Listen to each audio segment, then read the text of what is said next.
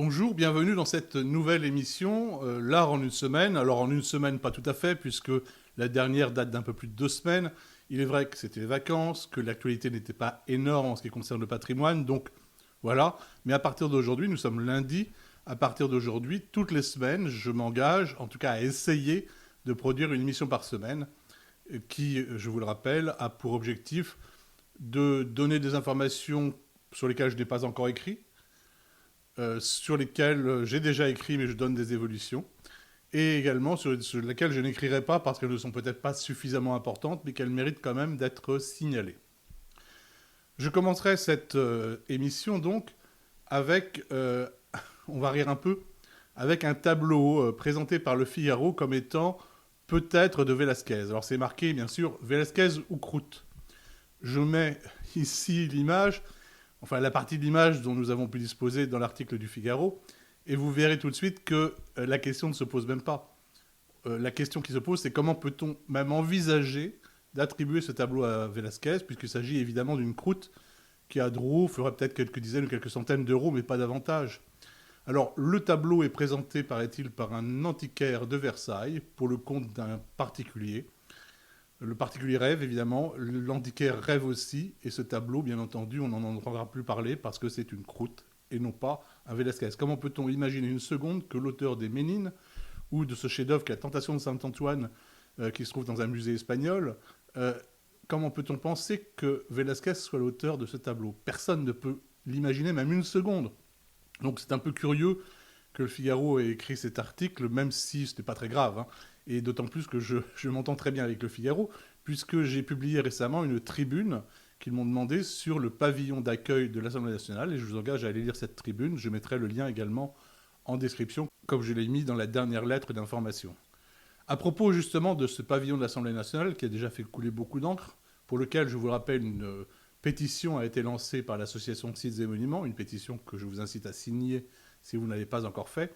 Eh bien, à propos de cette polémique, eh bien, Madame Yael Braun-Pivet, qui est la présidente de l'Assemblée nationale, s'est dite dépassée par la polémique. Moi, ce qui me dépasse un peu, c'est qu'elle soit dépassée.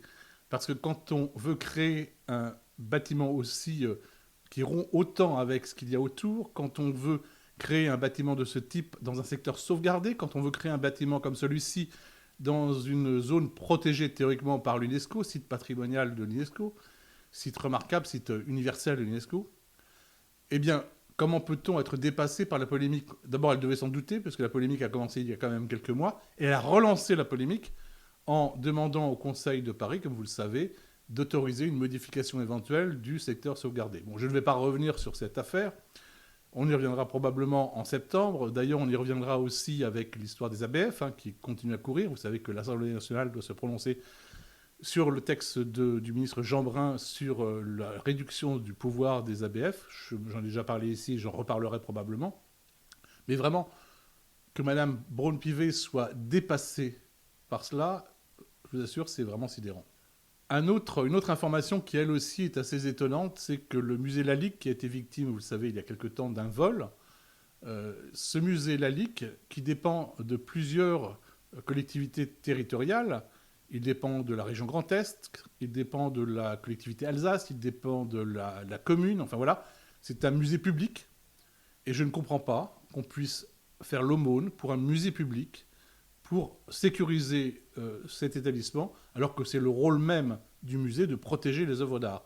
C'est évidemment scandaleux, je n'hésite pas avec le terme, alors évidemment c'est un terme que j'utilise souvent, vous le savez, mais je ne me referai pas. C'est évidemment, disons, très étonnant qu'on ose faire demander de l'argent au public pour faire cela, alors que c'est évidemment l'argent du public par ses impôts qui devrait le financer. Alors on nous dit partout, mais il n'y a plus d'argent. Oui, c'est vrai, il y a de moins en moins d'argent.